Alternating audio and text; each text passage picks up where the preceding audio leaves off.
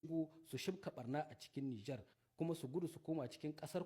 ku tarbe su da hannu biyu ku ba su kariya ku ba su tsaro saboda dama tare kuke haka kuke ta aikatawa haka kuka tsara da ku da makiyanmu ƙasashen na duniya da suka gadi danniya da milkin kama karya da kuma wasu daga cikin 'yan Nijar mambobin gwamnatin da aka hambare a juyin milkin da ya gabata a ƙasar nan in ji ministan. Minista Bakari ya Usangare ya ce ma wannan jakadiyar ta ƙasar Najeriya mun sani da dama daga cikin waɗanda suka arce suka gudu daga ƙasar nan suka yi gudun hijira sun je a ƙasar Najeriya ku kuka tarbe su kuka rungume su kuka ba su mafaka kuka yi su masoya gare ku al'ummar Nijar baki ɗaya kuka maida ta ita ce makiyarku amma su waɗannan 'yan tsararrun su ne masoyanku a yau da su kuke haɗa kai don a kawo mana ta da zamana tsaye a cikin ƙasar mu Nijar in ji minista Bakari ya Usangare wanda ya ci gaba da cewa kuma misali mai ƙayatarwa ki rike ke jakadiyar ƙasar Najeriya mun samu cikakkun bayanai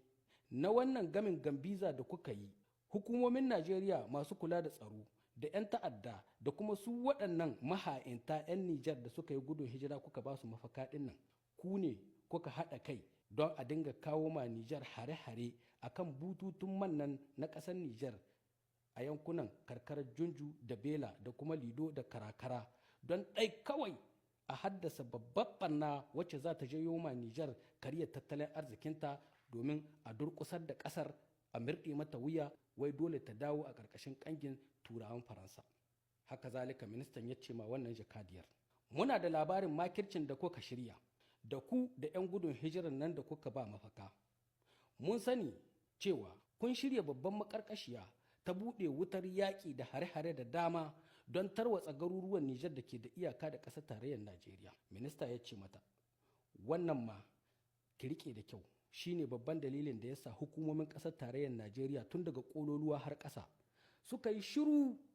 kamar sun ci shirwa ba wanda ya ce uffin akan matsalar tsaro da ake fama da ita a iyakar ƙasarmu da kuma ƙasarku ta Najeriya.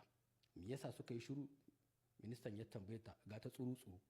Ya ce to in baki sani ba in gaya miki abin da yasa suka yi shiru saboda dama su suka shibka wannan ta'adin. Waɗannan matsalolin tsaron su suka haddasa su suke biyan 'yan ta'addan suke ci da su suke horar da su suke tura su su kai hari nan da can saboda haka ba su da buƙatar wannan matsalar ta ƙare amma a wani ɗaya ɓangare za ka ga sun fito a duniya fili suna nuna cewa ai tsakanin Najeriya da Nijar Disney lahiya launi komi yana tafiya daidai alhali ta ciki tana ciki ta ƙasa tana ƙasa saboda ai don tsabar minahicin su ne su Najeriya suka tashi suka kulle yarjejeniya ta gina sansanoni na jibge dakarun kasar Faransa a cikin Najeriya a garin Gigani da kuma gidan Kwata. Waɗannan wurare guda biyu garuruwa ne da ke iyaka da ƙasar mu Nijar, in ji ministan. Saboda haka, ministan ya ce kai Allah waddan minahiki a duk inda yake. Mu Nijar duniya ta shaida ta sani, mun sa kafa mun shure wannan gamin gambiza na Faransa da Najeriya, mun yi tir da Allah wadde da shi. Kuma hukumomin Nijar za su tsayawa tsayin daka dare da rana don kare lafiyar ƙasar Nijar da kuma al'ummar ta gabaki ɗaya. Bayan haka duk wanda muka kama da laifi a cikin wannan kikikaka da muke to ya kuka da kansa in ji ministan. Sabida za mu hukuntar da shi kowane ne shi za mu gurfanar da shi a gaban shari'a mu hukuntar da shi daidai da doka. Matukar yarrai da muka rutsa da shi a cikin wannan al'amari zancen ƙasa muke yi a Nijar in ji ministan ginin ƙasa muke yi a Nijar